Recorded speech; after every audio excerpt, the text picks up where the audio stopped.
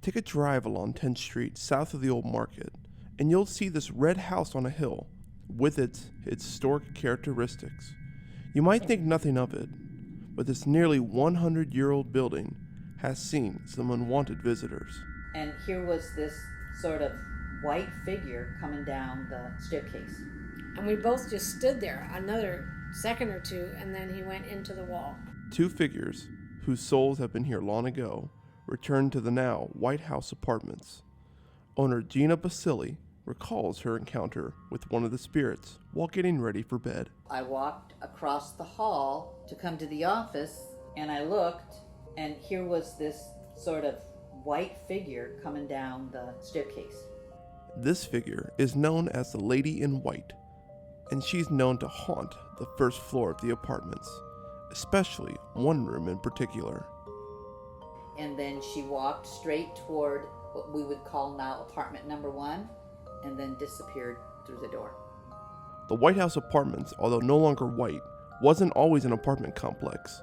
The apartments were once a home for Bishop Worthington, the headmaster for Brownell Talbot School, among other uses. It's been a surgical hospital, it's been a retirement home for nurses, and it's been a retirement Presbyterian retirement home. The Sons of Italy sold it to one of their members, Mr. Lapuzza, and he was the one who transformed it into apartments in the 50s. In the time the building was a hospital, what is now apartment number 1 was an office for the doctors and nurses working there.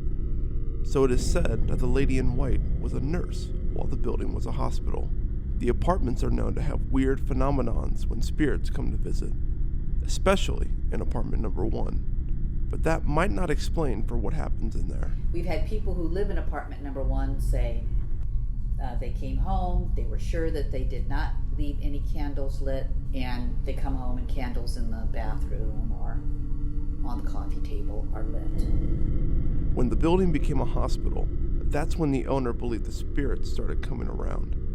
But that's not the only spirit who calls the apartments home. Former tenant Mary Noctegal tells of the man in the black hat, the spirit who dwells on the second floor. I'd start hearing these footsteps coming down the steps in the evening. At that time, there wasn't anyone living on the 3rd floor. I could hear the door open and then nothing. So I didn't think much of it because I felt there was something up here anyway, and it didn't bother me. For 4 nights in a row, she kept hearing footsteps coming down from the 3rd floor. It was time for Mary to see what was going on. So I heard him come down the steps, and the door opened, but this time I heard footsteps going past my door. I thought, okay, all right. So I got up, I opened the door, and I stepped out, and I looked to the right. I didn't see anything, but I looked to the left, and the fire escape door has a big window in it. I could see the shape standing in the doorway. But then she saw someone else. I could see the shoulders and the head turn in my direction like he was looking at me. I didn't see a face, but I still saw the outline. But it definitely turned and looked at me, and we both just stood there another second or two, and then he went into the wall. These aren't the first sightings of these spirits. Other tenants have reported seeing both our visitors on other occasions. Mary recalls a conversation with another tenant about seeing a shadow while watching fireworks. She saw a reflection in the door of someone behind her, and she turned around, and it was a man, just a shadow, but it was dark, it was black, and it was kind of tall. And he stood there and looked at her, and she looked at him, and then he just disappeared. No one knows the origins of the man in the black hat, or why he comes back to the house.